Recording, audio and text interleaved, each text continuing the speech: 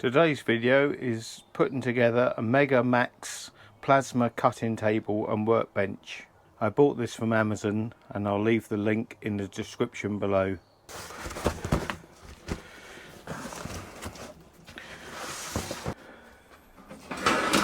Well, there doesn't seem to be any instructions in the box, but there's just a whole load of nuts and bolts. So if it's got a hole, put a nut and bolt in it. And I've pulled up the picture on Amazon, and all I'll do is I'll just make it look like that picture. Should be straightforward.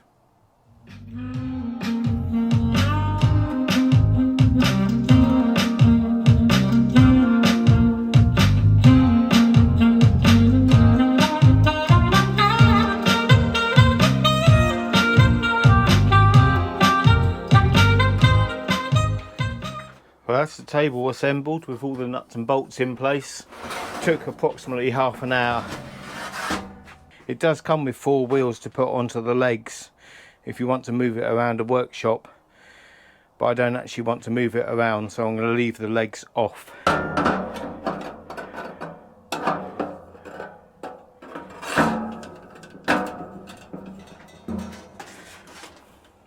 We just slot in the top slats.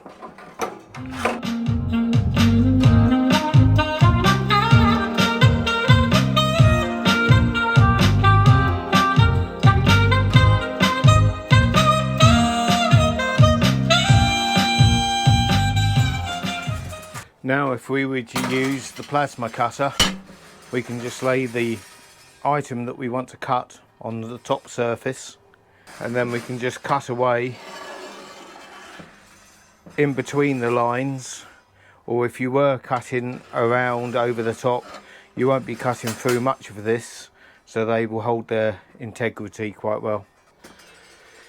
If you do end up destroying these cutting bars, they are replaceable and the company can send you out a new set. You can also turn them upside down so you get double usage. And as I say, you're not going to be cutting through them anyway. The nice thing with this, I'm hoping, is because there's a void underneath here, all the sparks will hopefully get contained within the plasma table. So this is a look around the completed plasma table.